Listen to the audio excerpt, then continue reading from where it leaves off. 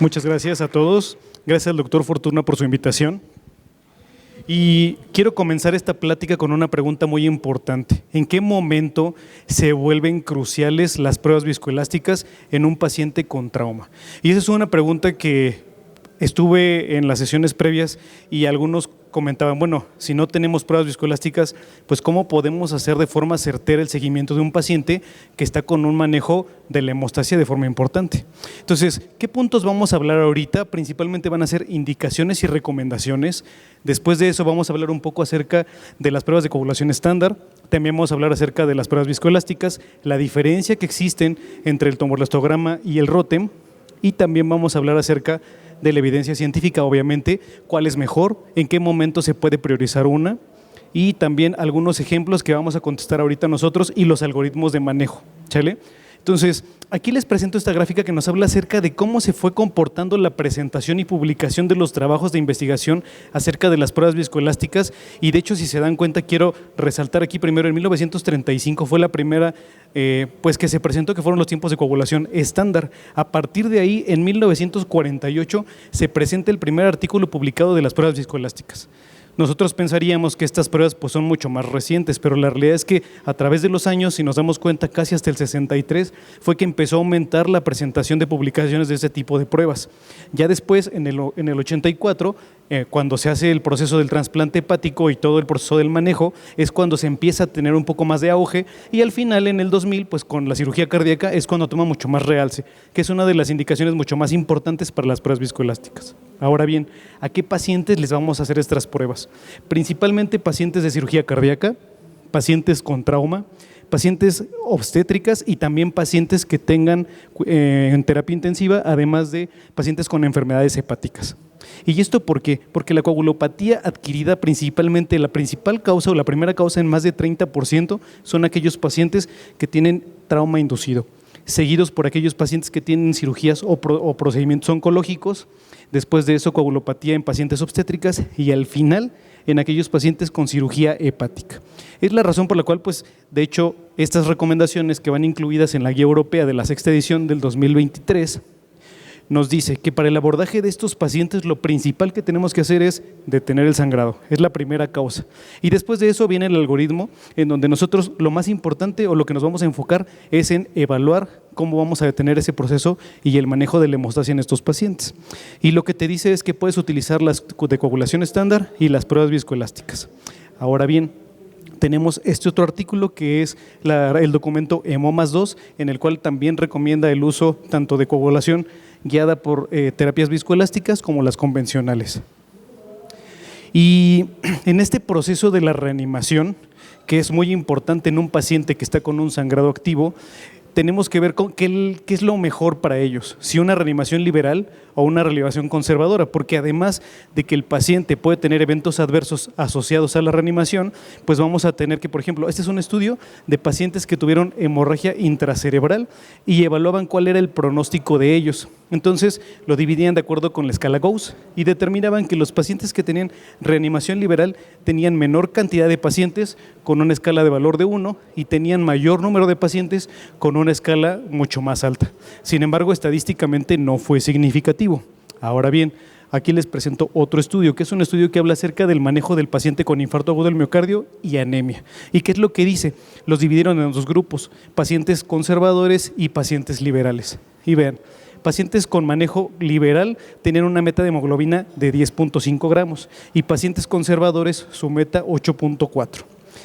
Después, ¿cuántos hemoderivados se le dieron a cada uno de ellos? Si se dan cuenta, en la gráfica del lado derecho encontramos que 66% de los pacientes que estaban en la parte restrictiva no se les otorgó absolutamente nada de hemoderivados, a comparación de los pacientes que estaban en manejo liberal, en la cual se encontraban prácticamente 5% no se les dio nada, y a partir de ahí los dividieron prácticamente en 30, 30 y 30%. 30 un paquete, 32 paquetes y 33 paquetes. Y bueno, independientemente de eso, ¿a qué pacientes les iba mejor? La realidad es que viendo la mortalidad de este tipo de pacientes, pues no hubo diferencia significativa en la mortalidad de ambos grupos, ni siquiera por cualquier causa, ni a través de los días hasta 30 días. Por lo tanto, lo importante en este tipo de manejos es identificar y prevenir las complicaciones que se pueden presentar en este tipo de pacientes, porque la realidad es que podemos tener un paciente que llega por un trauma múltiple y termina 8 días en terapia intensiva pronado por un SDRA. Entonces es súper importante saber manejar, y más adelante en la siguiente plática con el doctor Landaverde verán que incluso el manejo de este tipo de hemoderivados en algunos pacientes en específico puede presentar complicaciones importantes. Entonces, para esto ya sé que esto ya lo vimos en todo el día desde las 8 de la mañana, pero las pruebas viscoelásticas, pues en realidad lo que evalúan es el proceso del modelo celular de la coagulación, tanto la hemostasia primaria como la hemostasia secundaria. Y recordando estas 3 fases, pues habitualmente nosotros en nuestro torrente sanguíneo tenemos factor 7, tenemos factor 10 y factor 9 que pues están circulando. En el momento en el que se presenta un daño es cuando empieza a presentarse la primera expresión, que es el factor tisular, que va a ser la característica principal que nos va a condicionar la fase de iniciación del modelo celular de la coagulación. Este proceso va a ir correlacionado con la primera fase de la evaluación del tromboelastograma. Después de eso, cambia la conformación de las plaquetas, su estructura, y permite que se genere una amplificación a expensas de que todos los factores de la coagulación se van a poder desarrollar y favorecer la red de fibrina y de fibrinógeno, pues en donde está el daño tisular.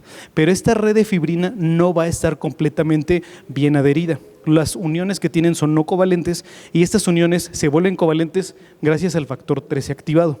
Y eso va a condicionar que esa red de fibrina sea sólida y funcione adecuadamente. Entonces, al final es lo que evaluamos, ¿no? La fase de iniciación, que serían los factores de la coagulación, después las plaquetas, el fibrinógeno y al final todos los factores fibrinolíticos que vamos a encontrar en este tipo de pacientes. Entonces, este es un ejemplo de cómo podemos ver, digamos que de forma más sintetizada, el proceso del modelo celular de la coagulación y cómo los factores de la coagulación y las pruebas convencionales pues sirven en este proceso. Sin embargo, hay una diferencia muy importante. La diferencia más importante es que si nosotros queremos saber cuánto tiene de TP y cuánto tiene de TTP, mandamos un tubo. Si queremos saber cuánto tiene de plaquetas, mandamos otro tubo. Y en las pruebas viscoelásticas, con la misma muestra, pues se puede ver prácticamente todo el resultado de este paciente en tiempo real.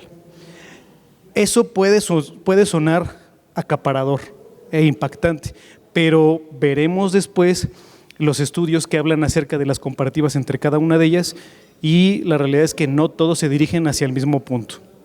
Ahora bien, pues como ya les dije, los tiempos de coagulación, el TP, evalúa la vía extrínseca y principalmente nos sirve para identificar pacientes que están anticoagulados con anticoagulantes antagonistas de vitamina K. También nos va a permitir evaluar deficiencias hepáticas a expensas de los factores que se producen en este mismo y el valor normal, como ya lo conocemos prácticamente todos, es de 11 a 15. También tenemos el TTP, que evalúa la vía intrínseca y la vía común, además de que pues, nos sirve para titular el manejo de la heparina en nuestros pacientes y tenemos también el resultado que es de 25 a 35 y también detecta anticoagulante lúpico, razón por la que las pruebas viscoelásticas no pueden suplir a las pruebas convencionales principalmente. Ahora bien, el INR pues es un estandarizado del TP y obviamente nos va a evaluar todos los antagonistas de la vitamina K, al igual que también pues, nos sirve como valor terapéutico para pacientes que están con alguna válvula mecánica en corazón. Esta es la fórmula que se utiliza para poder hacer pues el resultado del INR y el valor normal es de 0.8 a 1.2. Ahora bien, ¿alguien sabe la diferencia entre el ROTEM y el tromboelastograma? La realidad es súper sencilla. El ROTEM lo hace Warfen y el tromboelastograma es de otro laboratorio. Entonces, la realidad es que los dos funcionan exactamente igual. Y ahorita les voy a poner un video. En este video, si ustedes ven, este es un cartucho y este cartucho es donde se va a introducir la sangre del paciente. Nosotros tomamos un tubo de tiempos de coagulación, se lee a través de la pantalla y esta sangre va a ser introducida a cada uno de los cartuchos que va a venir en este dispositivo.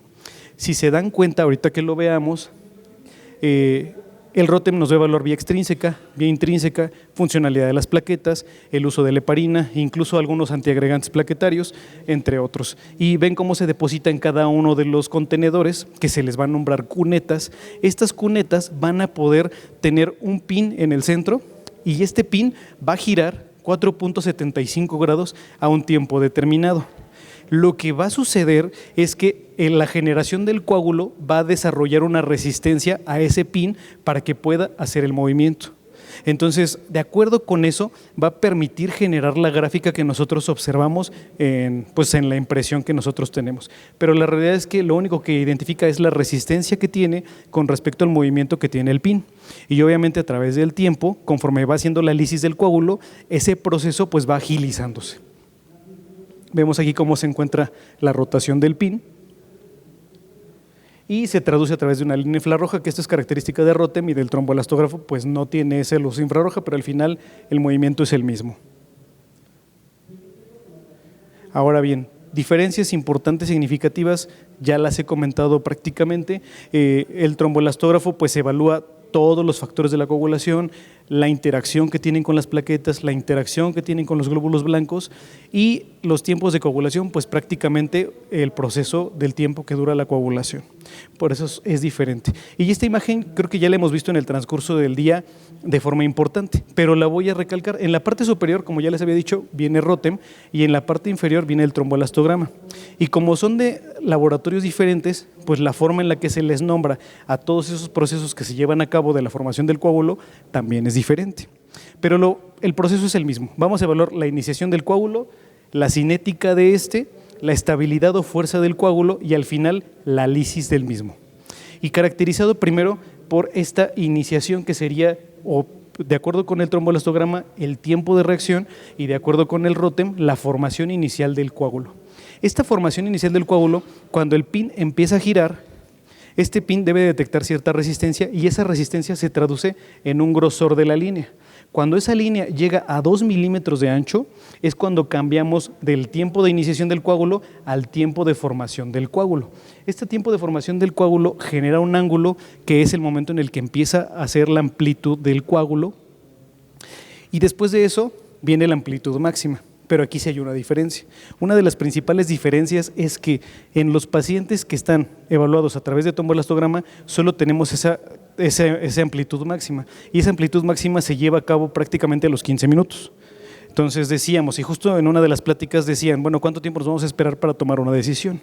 Pero en el Rotem tenemos un punto de corte que sería a los 5 minutos y a los 10 minutos. Y en esos dos puntos de corte ya está bien establecido cuánto debe de tener de amplitud para que se puedan tomar decisiones de forma más temprana y más oportuna, porque si no tendremos que esperarnos 15 minutos a que saliera el resultado, porque la realidad es que este estudio puede durar hasta 60 minutos y si el paciente está ahí 60 minutos sangrando, pues por supuesto que vamos a tener resultado, pero no vamos a tener paciente. Entonces, esos puntos de corte nos sirven para poder incidir.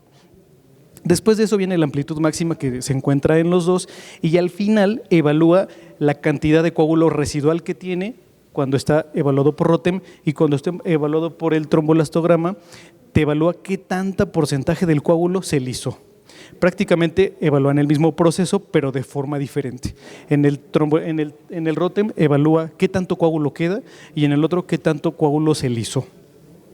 ¿Sale? Aquí viene una tabla en la cual se esquematiza pues lo mismo que acabo de comentarles. Puntos importantes que quiero aclarar de aquí son factores que intervienen en cada uno de estos procesos. En el inicio del coágulo son los factores de la coagulación, como ya les había dicho, factor 7, factor 8, factor tisular, factor 9, trombina. Después, en la cinética del coágulo, cuando el coágulo se empieza a formar, ahí ya participa fibrinógeno, fibrina, participa plaquetas. Y en la fuerza del coágulo o amplitud máxima prácticamente va a ser dependiente de fibrinógeno, de plaquetas y de algunos fibrinolíticos en caso de que el paciente esté en un proceso de fibrinolisis. Y la estabilidad del coágulo depende de enzimas fibrinolíticas y del factor 13, que como ya les había dicho, es el que genera la estabilidad del coágulo. Ahora bien, dentro de este proceso, dependiendo de la marca que nosotros tengamos en nuestros centros, va a ser las diferentes formas de evaluarlo. Como ya les había dicho, evalúan la vía extrínseca, la vía intrínseca, el uso de la heparina, también el fibrinógeno, entre otros, y cada uno de ellos le genera un nombre. Estamos más familiarizados al Leptem, al Fiftem, al Extem, pero la realidad es que de acuerdo con el tromboelastograma también evalúa los mismos procesos. Aquí tengo una imagen que vemos pues la característica copa del tromboelastograma, pero veamos la diferencia que existe entre el FIFTEM, que es el color rojo, y el LEXTEM, que es el color azul, y de acuerdo con esa diferencia nos va a poder permitir saber si la deficiencia es dependiente de plaquetas o la deficiencia es dependiente de fibrinógeno. Por eso es importante tomar en cuenta. Vemos aquí la resta entre el contexto que está en el LEXTEM y el FIFTEM, y dependiendo de eso veremos qué es lo que depende del paciente, si son plaquetas o si es fibrinógeno. Lo cierto es que en la mayoría de los centros no siempre tenemos el ROTEM o el TEG con todos sus subtipos, sino simplemente la primera forma de evaluarlo, y a veces es difícil en este proceso realmente saber si son plaquetas o es fibrinógeno. Pero ahorita vamos a ver unos ejemplos y lo podremos entender mejor. Sin embargo, ¿cómo corregimos estos procesos de la hemostasia? Nosotros leemos de izquierda a derecha, y en este proceso primero evaluamos la formación inicial del coágulo, la estabilidad y la firmeza, y al final la estabilidad. Pero si tenemos un paciente con una hemorragia activa, por naturaleza el paciente va a desarrollar un coágulo de forma inicial. Lo que tenemos que hacer primero es que ese coágulo que ya está establecido no se degrade. Por lo tanto, lo primero que tenemos que evaluar es la estabilidad del coágulo. Si esta está dependiente de ese proceso, si tiene deficiencia, lo ideal sería administrar ácido tranexámico. Por eso en la mayoría de las guías, lo primero que se recomienda es el ácido tranexámico. Y aquí voy a decir algo que va a ser una controversia muy importante, porque la realidad es que de todos los ROTEMs y tromboelastogramas que hemos tomado, prácticamente muy poquitos tienen alteración en la lisis, y entonces en teoría pues no sería el primer fármaco a administrar, porque la realidad es que tampoco vamos a administrar fármacos solamente porque pues así está escrito. Hay que hacer un análisis, evaluar al paciente y tomar decisiones con base en ese proceso, y justo es lo que comentaba en las sesiones previas, tenemos que adaptar las guías y los procesos a cada uno de nuestros centros y nuestros pacientes. Entonces el proceso de leer la corrección es de derecha a izquierda. Primero la estabilidad del coágulo, la firmeza y la generación de más coágulo. Ahora bien, les voy a poner aquí un ejemplo de este esquema que nos permite guiar el proceso hemostático de nuestros pacientes que tienen un deterioro. Y lo primero que tenemos que tener, si no tenemos esto, pues es como que nos va a salir un resultado erróneo. Tener temperatura más de 36, pH más de 7.2, calcio ionizado más de 1 y tener una hemoglobina más de 7. Si nosotros no tenemos estas consideraciones, no vale la pena que le hagamos en este momento el tromboelastograma. Después de eso, como ya les había dicho, primero tenemos que evaluar la fibrinolisis, la administración de fibrinógeno, plaquetas y después factores de la coagulación. Entonces, vamos a ver. Aquí tengo otro ejemplo. Después de que nosotros hicimos la intervención, a los 10 minutos, en teoría, debemos de tomar otro tromboelastograma para corroborar que en realidad el manejo que se le dio al paciente pues generó una corrección. Aquí tenemos este ejemplo y vamos a ver. Por métodos didácticos y por la distancia que tenemos, hice los valores de forma más grande para que lo podamos ver. Entonces te dice, primero vamos a ver si el paciente está o no cursando con hiperfibrinolisis. Y te dice, en el FIFTEM, el tiempo de inicio debe ser más de 600 segundos. Y vemos acá en el FIFTEM que el inicio tiene 74 segundos. Entonces, ¿está cursando con una hiperfibrinolisis en ese primer punto? ¿Quién dice que sí? Dice, FIFTEM más de 600 segundos, hasta arriba. Y nuestro paciente tiene un inicio del coágulo de 74 segundos. ¿Está cursando con ese proceso? No, no está. Ahora bien, te dice, el LEXTEM. Y el LEXTEM, la amplitud a los 5 minutos debe de ser menos de 35 milímetros. Y nos vamos acá. Amplitud máxima a los 5 minutos, 42. ¿Está cursando con esa característica? No la está cursando, ¿no? Entonces, este paciente, además te dice, una lisis máxima más de 5% y tenemos una lisis máxima de 3%. ¿La tiene? Tampoco. Entonces, ¿este paciente requeriría en este momento ácido tranexámico? No. Carita feliz. Después nos vamos con el siguiente. Administración de fibrinógeno. Te dice, FIFTEM, la amplitud máxima menor de 8 milímetros, y nos vamos acá, FIFTEM, amplitud máxima menor de 8 milímetros, ¿la tiene? Tiene 18, o sea, está por arriba. Tendría que estar por abajo de 8 para considerar la administración de fibrinógeno, porque recuerden que en la amplitud depende de la cantidad de fibrinógeno que tenga ese paciente. Entonces, en ese momento la tiene, él tiene por arriba, o sea, no tiene deficiencia de factores de fibrinógeno, ¿estamos de acuerdo? Entonces, o te dice que el FIB-10 sea menor de 10 y sigue siendo por arriba de 10, ¿no? Entonces, ¿este paciente requiere administración de fibrinógeno? No. Carita feliz. Después te dice plaquetas. Tu paciente requiere plaquetas y te dice el FIB-10, la amplitud a los 5 minutos más de 10. Y sí tenemos una amplitud adecuada. Pero ahora, al momento de evaluarlo con el Extem, que tenga una amplitud menos de 35, 42 tampoco. No cumple ninguno de los dos, por lo tanto este paciente en este momento no requiere administración de plaquetas. Y al final, los factores de la coagulación. FIB-10, amplitud a los 5 minutos más de 10, sí tiene más de 10. Ahora bien, para determinar si es dependiente de los factores, evaluamos el Extem y te dice el inicio del coágulo es más de 90 segundos y nos vamos al Extem. ¿Y el inicio del coágulo es más de 90 segundos? No. Entonces este paciente tiene un inicio del coágulo adecuado, por lo tanto no cumple para que se le administren factores de la coagulación. Ahorita vamos a hacer otro ejemplo donde un paciente sí requiere y con esos ejemplos vamos a seguir con más adelante. Pero ¿qué dice la evidencia? O sea, ¿qué le va a mejorar a los pacientes? Aquí tengo un estudio que es del 2016 y aunque es viejito es importante porque nos habla acerca de las metas que se tienen en los pacientes con trauma y esto es uno de los pocos estudios que sí tiene diferencias significativas estadísticas en pacientes que fueron reanimados ya sea por pruebas viscoelásticas versus pacientes que fueron reanimados por prueba de estándar.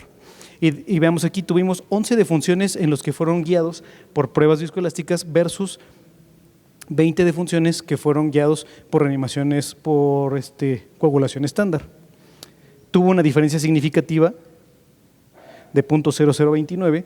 La realidad es que este estudio sí favorece las pruebas viscoelásticas para guiar la reanimación de nuestros pacientes. Ahora bien, siguiendo este mismo estudio, tenemos esta otra tabla que nos habla acerca de puntos específicos o secundarios que tomaron en cuenta ellos, como por ejemplo la defunción en las primeras 6 horas y fue mayor en aquellos pacientes que fueron guiados a través de las pruebas convencionales, así como mayor requerimiento de paquetes globulares, mayor requerimiento de plasmas y mayor requerimiento de crioprecipitados, con prueba con estadística significativa.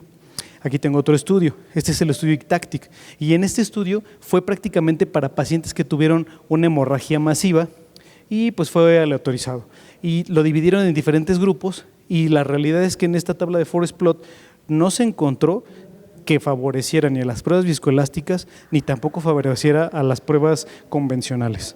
Entonces, la realidad es que falta todavía un proceso importante por evaluar. La realidad es que también en muchos centros no están las pruebas viscoelásticas, pero lo más importante pues es conocer al paciente, evaluarlo y tomar decisiones en forma temprana. Y en este estudio, en el ICTACTIC, pues uno de los puntos importantes también es la supervivencia de estos pacientes. Y lo que se encontró pues es que no hay diferencia significativa en la mortalidad ni a las 24 horas ni a los 90 días. Ahora bien, vamos a ver unos ejemplos. Tenemos aquí una paciente que tuvo una hemorragia obstétrica y esta paciente fue una LAPE, sangró 1000 mililitros y vean aquí, signos vitales aparentemente normales, pero fíjense cómo tiene doble vasopresor, tiene saturación venosa de 23% y un lactato de más de 15. Vemos cómo está el tromboelastograma. Tiene inicio de tiempo de reacción 8.9, te lo pone como punto de corte entre 5 y 10. Luego tiene inicio de formación del coágulo 1.5, cuando el punto de corte es de 1 a 3. Viene la amplitud máxima 54.9 y fíjense al final cómo está la lisis. Aparentemente está de 0. Y la realidad es que en la mayoría de las pacientes obstétricas la lisis casi siempre sale muy baja. Es importante tomar en cuenta, probablemente después salgan estudios que hablen acerca de este proceso del manejo del ácido tranexámico en la paciente obstétrica, pero por lo menos a nosotros nunca nos salió y en los ejemplos que van a ver pues no hay ninguno que tenga una lisis importante y la realidad es que sí tuvimos, por ejemplo, esta misma paciente se le tomó un tromboelastograma después que es en el cual vemos cómo todavía sigue con aporte de vasopresor, de doble vasopresor, tiene hemoglobina de 7.6, ella ingresa con 15 y saturación venosa de 30. Obviamente esta paciente no solo tiene un contexto hemorrágico, sino ya tiene un proceso hemodinámico también que compromete pues todo pues sistema de la paciente, ¿no? Pero veamos aquí cómo esta progresión del sangrado de esta paciente genera que sí empiece a haber un proceso de coagulopatía. Vemos aquí el inicio del coágulo 10.8, se empezó a prolongar. Después de eso, el inicio de tiempo de formación del coágulo también está en el límite alto. El ángulo En 59 prácticamente está pues en lo mínimo permitido, amplitud máxima 59 y vean cómo está la lisis, igual sigue de 0.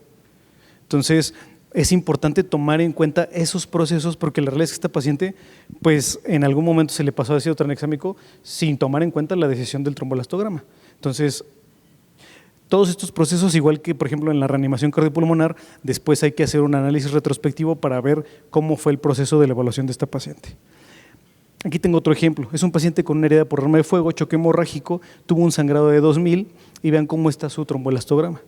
Inicio del coágulo 4.4, está aparentemente pues dentro de lo normal. Después de eso nos vamos a la formación inicial del coágulo 1.4, también dentro de parámetros normales, ángulo de 77, amplitud máxima de 53 y lisis de 0.2. Tampoco es significativo. Ahora vamos a ver este. Es un paciente con dengue. Este paciente, fíjense, tiene tiempo de inicio 14.4. O sea, ya empieza a tener un compromiso importante de los factores de la coagulación, que serían los que tendríamos que evaluar aquí en este proceso, ¿no? Después, la formación inicial del coágulo, 13 minutos. O sea, tardó prácticamente 30 minutos en iniciar su primer coágulo este paciente. Después de eso, nos vamos a la amplitud máxima, 26. O sea, está completamente depletado. Y al final la lisis no la reportó porque todavía seguía corriendo este estudio. Entonces, ¿ustedes qué le administrarían a este paciente?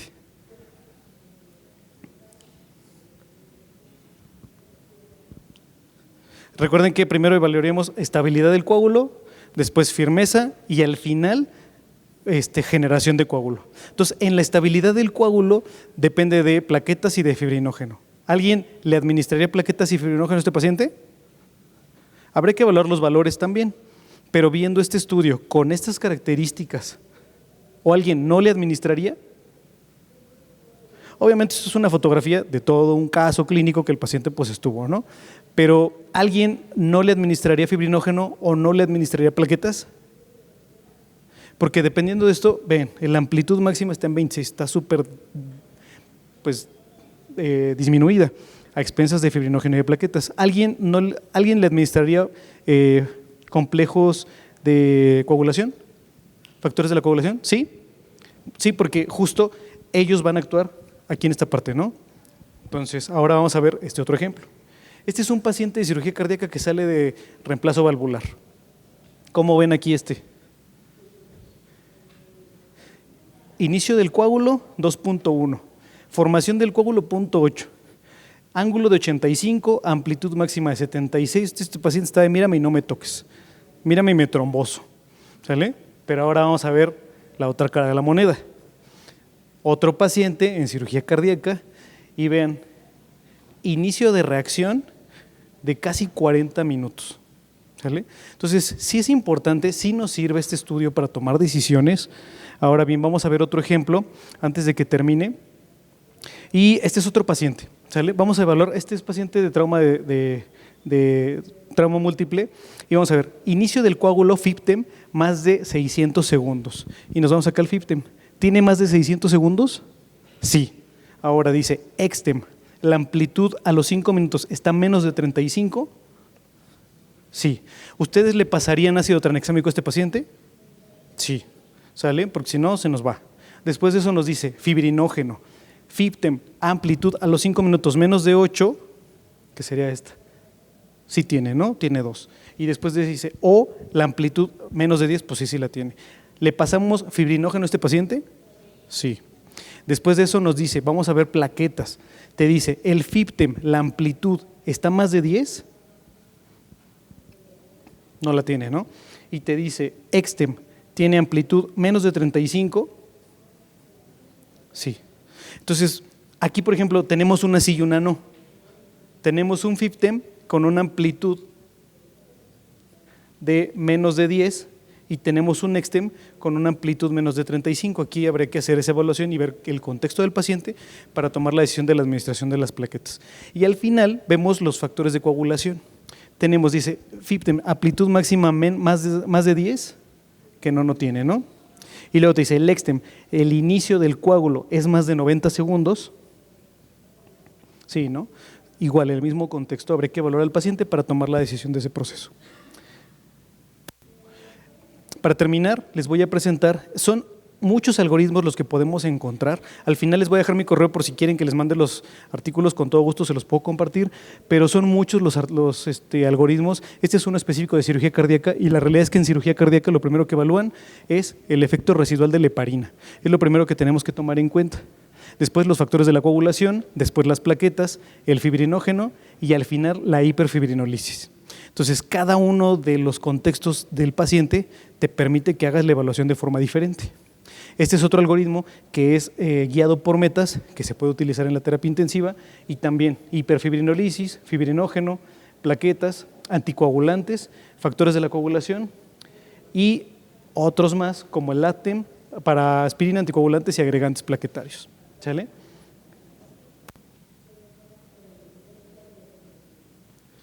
Y por último, bueno, son 10 pasos que vienen en esa recomendación. El ABC, nunca dejar al paciente sin una adecuada perfusión tisular, una oxigenación, hemoglobina por lo menos de 7, corregir acidosis, corregir hipotermia y corregir hipocalcemia, evaluar si la coagulopatía o el sangrado hay que hacer pruebas viscoelásticas o pruebas convencionales, terapia dirigida por esta misma, administración de ácido tranexámico temprano, y lo resalto, en caso de que el paciente lo requiera, y pruebas de laboratorio, además de las que ya realizamos, función plaquetaria por fármacos y anticoagulantes.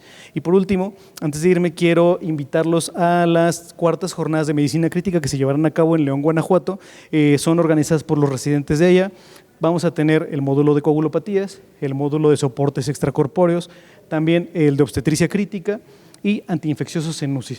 Vamos a tener, cada mes tenemos una sesión virtual gratuita para que si gustan asistir, este mes que viene, el 16 de octubre, vamos a tener la sesión por parte del doctor Sebastián Ugarte, que es un médico chileno que pues, es extremadamente importante a nivel Latinoamérica y en México. Para que si gustan con el QR se pueden registrar.